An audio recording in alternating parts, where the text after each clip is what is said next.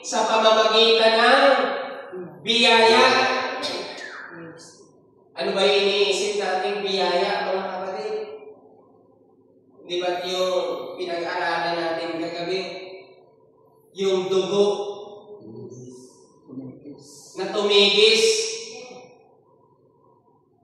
Pag dyan pinatibay yung ating pagkakilala, yung ating pananampalataya. Sabi ni Apostol Pablo, hindi sa pamamagitan ng mga pagkain na di pinakikinabangan ng nag-abala sa kanila. Totoo kasi yung mga kapatid, ilagay natin sa isang makatwirang pag-uusap. Pag kinain mo, itatain mo lang din yun. Totoo yun. Sabi, nagmula yan mula sa pananalita ng ating Panginoong Jesucristo. Pag pumasok yan sa bibig, pumunta sa daanan ng dumi. Dahil sagot po yun sa pangangailangan ng laman. Pero yung ating maging paglilingkod, mga kapatid, kailangan nakasalig sa biyaya. Pinatibay ka sa pamamagitan ng biyaya.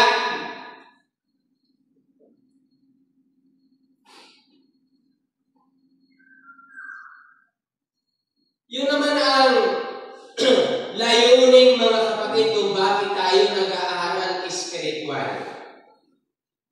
Dahil nakakakain ka na ng material eh. Araw-araw, 3 beses. Oh, may merienda pa yun. Ang nawawala ngayon sa tao, mga kapatid, itong aral espiritual. Diyan tayo kailangan palakasin. Diyan maraming mahina.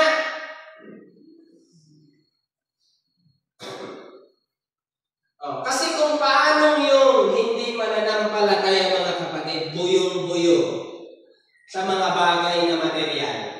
Pati yung taong mananampalataya kung minsan, nahahatak pa doon. Bakit kaya hindi nangyayari na yung taong nandun sa material, madala dito sa espiritual? Kaya sabi niya ng ating Panginoong Jesucristo mismo, magmasid kayo. Tingnan nyo lahat ng bagay. Magmasid tayo maigi. Hindi ang buhay ng tao ay sa mga bagay na tinatangkilik niya. Yung kasaganaan ng tao ay hindi sa mga bagay na tinatangkilik niya. Alam natin, mga kapatid, napakaraming pag-aaral tungkol sa eternal. Kung tumingin ng mga apostol, hindi sa mga bagay na nakikita, kundi sa mga bagay na hindi nakikita. Kita ng Panginoon araw-araw, nakawan dito. Araw-araw, raypan doon. Araw-araw, kidnapan doon.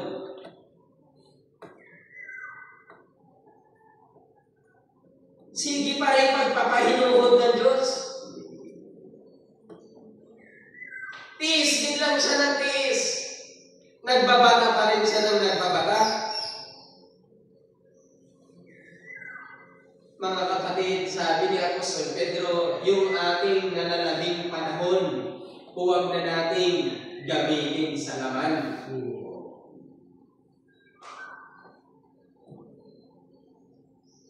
Kailangan na panahon na tayo'y palakasin. Kailangan na tayo'y magtumibay sa paglilingkod, mga kapatid, sa pag-ibig na yan na kay Kristo. Sabi ng talata, na si Kristo ay manahan sa inyong mga puso sa pamamagitan ng pananampalataya, upang kung kayo'y magpugat at magtumibay, kailangan talaga upang kung kayo, sabi niya, ay magpugat at magtumibay. Ibig sabihin, nararapat mangyari sa isang tao, kailangan mo talagang magpugat at magtumibay. Amen. Ang sinasabi ng kasulatan. May purpose.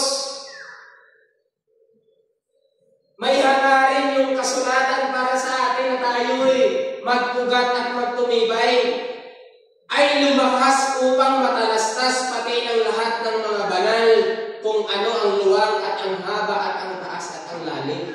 Sino na nakasukat ng bagong Jerusalem, mga kapatid? May mga ngaral na ba na nakapaglatag sa atin gaano kataas yung templong yan? Gaano yung sukat ng haligi niyan? Sa lahat ng nakakapag-broadcast sa buong Pilipinas ng mga ngaral, sino nakapaglatag, mga kapatid, ng sukat ng bagong Jerusalem? Ganon kalalim yung naipaunawa.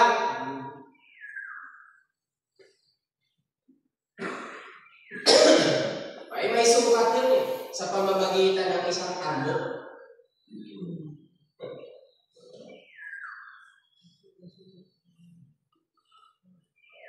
Sinusubukan ko hindi pa nabubuo Ang loobin ng Panginoon mabuo.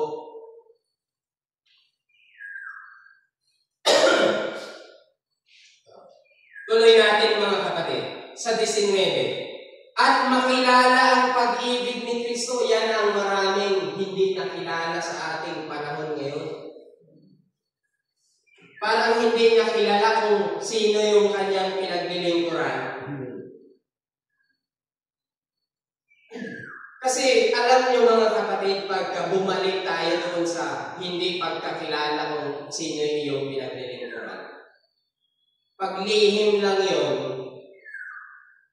gaya ng pagkahayag sa unang panahon, yung hiwaga natago sa katahimikan ng mga panahon.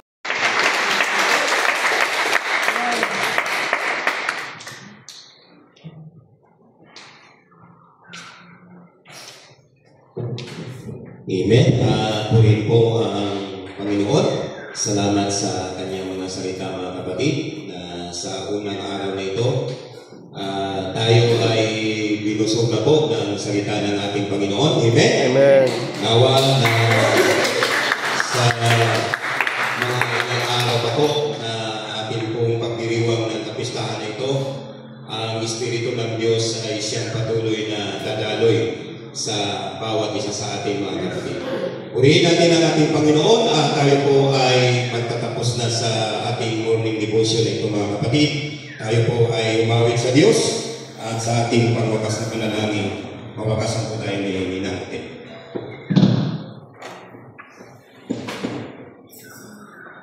Amen. Ang lahat po na napuspos sa biyaya ng ating Diyos ay sama-sama